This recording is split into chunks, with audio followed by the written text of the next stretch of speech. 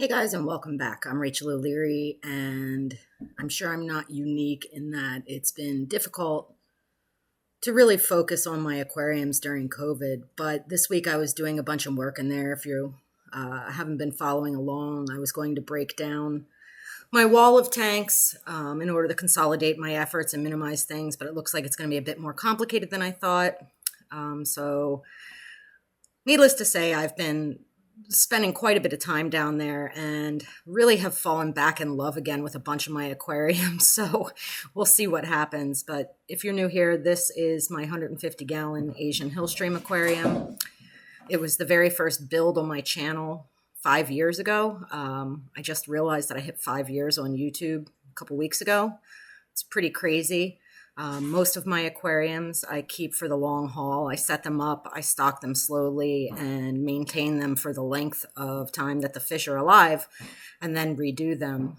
This makes for an interesting record of how aquariums have changed. And if you're interested in this one, there's a pretty comprehensive playlist from the very start to moving it recently onto this custom rack. And I just wanted today to sort of share with you how amazing this aquarium is. Now, I think what I'm going to do in the upcoming weeks is put out some bonus videos of looking at each of the aquariums that I know for sure are staying, things like the big boys, my 75-gallon South American Nano, things like this Asian Hillstream, and really just remind myself like why I do this, because I really find a lot of joy in watching these creatures sort of exist in such a natural way through the environments that I have provided for them.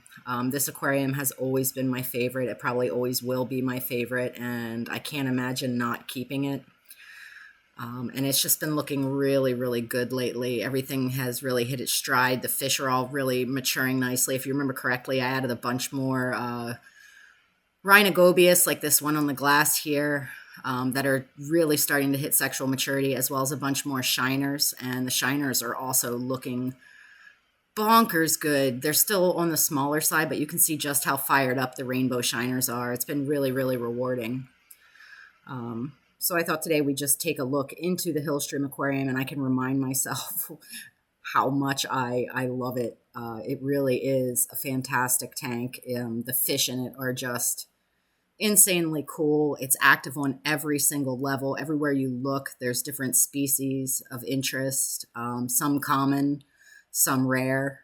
For instance, the white clouds in here, as you know, are super common. And then there's stuff like some of the rhinogobius that are exceptionally rare. There's loaches everywhere. There's gobies everywhere. There's schooling fish everywhere. And this tank is still considered to be pretty lightly stocked. I may end up adding more fish into it. I'm just not sure yet. It also has some bamboo shrimp.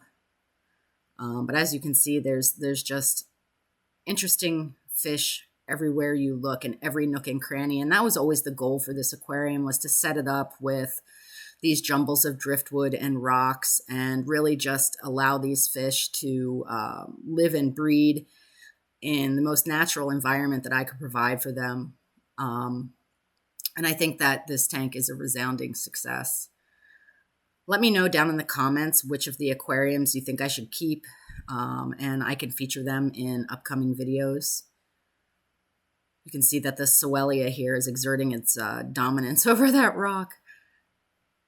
But as always, I hope everyone is staying safe, staying sane, and staying healthy, and finding time to enjoy your aquariums.